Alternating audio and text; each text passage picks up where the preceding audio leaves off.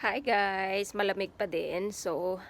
Pero kailangan ko na dito sa labas kasi meron akong ire-repart na indoor plants ko, and then yung mga iba na repat ko na kahapon para dito sa aming patio. And then ipapakita ko rin sa inyo kung ano yung mga iibahin ko dito sa aming garden kasi gagawa ako ng vegetable pot, pero uunahin ko muna dito sa may patio area namin. Kaya ipapakita ko rin sa inyo kung paano ko sila or paano ko itra-transform yung aming garden. Magla-landscaping tayo guys. But for now, kailangan kong i-repat ang aking isang halaman at hindi lang para din sa bathroom namin. Meron kasi akong tanim sa bathroom, then nakakabili na ako ng plate niya, yung pot. Kaya ire-repat ko rin siya or ita-transfer ko din siya sa pot na mas malaki para mas maganda yung paglaki nila. So, tara guys, papakita ko sa inyo kung ano yung gagawin natin.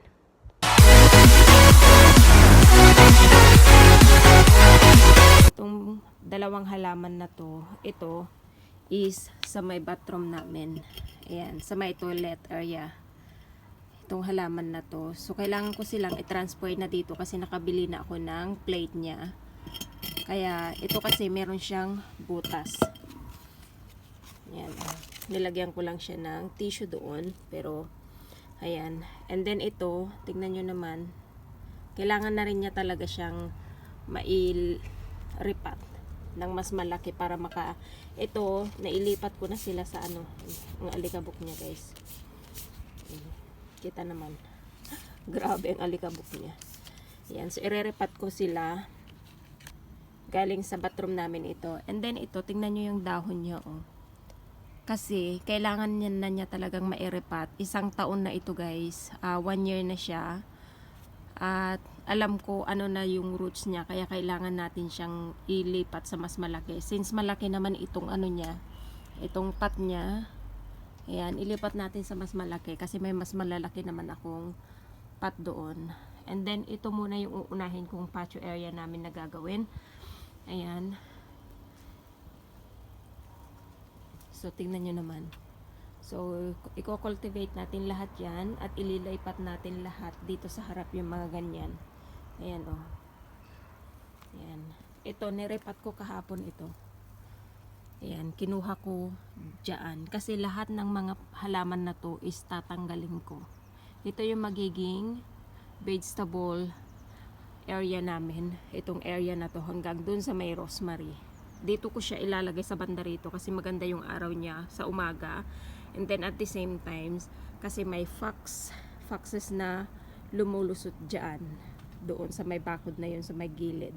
So may foxes dyan sa kabila na lumilipat dito sa garden namin. Kahit takpan mo yun, marunong silang magtanggal. Kaya nakakapasok pa rin yung foxes nila dito. Kaya dito ko siya ilalagay. At least, mas malapit siya dito sa may pintuan sa kitchen. Ito, nirepat ko din ito kahapon. Ayan. Kaya lang kulang pa yung kanyang soil. Kailangan namin bumili talaga ng soil na mas siya guys. Kasi pure fertilizer sila yan. And then ito din, nirepat ko din sila kahapon. Ayan o. And then ito. Para hindi naman masyadong empty tong patio area namin. Ayan. Pero maganda yung bulaklak nito. Shanotos. Yan. Ito yung itsura niya pag namulaklak siya. So, nilagay ko siya dito. And then, uunahin nating i-transform yan. Yung patio area na yan. Kung saan yung bird table. Kasi, magtatanim din ako ng dahlia. At saka meron din ako mga ibang binili na itanim dyan. So, unahin muna natin tong irepat guys. And then, habang irerepat ko yan, gagamitan ko ng ito, yung ginawa kong fertilizer made of eggshell, tea bag, and banana peel. Ito na siya guys. So, hahaluan ko ito siya.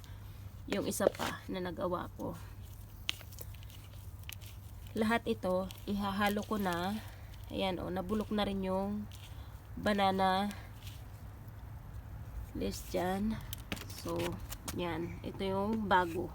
Bago pa lang ito guys. Bagong gawa ko to. Ayan o, hindi pa Kailan ito?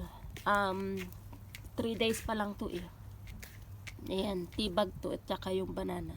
Ayan oh, hilaw na hilaw pa yung banana peel. Ayan, banana skin. Hilaw na hilaw pa. Pero dito, hindi nyo na makikita. Ayan oh, bulok na siya. Kahit dito, bulok na. So, pwede na natin itong paghaluin. Ayan. At meron din akong soil dito. Ayan oh. And then ito, dito ko siya ihahalo. Itong soil na to. Ayan. Para maging maganda yung fertilizer ng ating plant. Ayan, wait lang guys.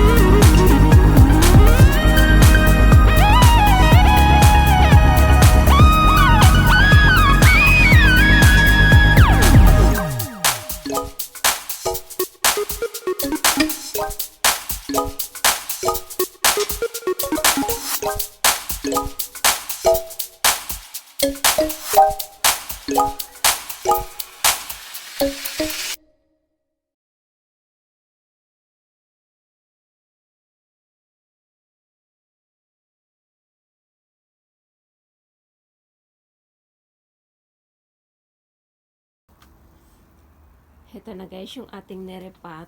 Ayan oh. Hinati ko na sila sa dalawa. Nakita nyo man yung dahon nila medyo nagba-brown. So, hopefully makakatulong yung ginawa nating fertilizer para sa kanila. Ayan. So, diniligan ko na siya. Bali, once a week ko lang dinidiligan ito. Pero nung talagang malamig na malamig, like twice in an other, once in a 2 weeks lang. Ayan. Ito na rin yung nasa bathroom namin. Ayan.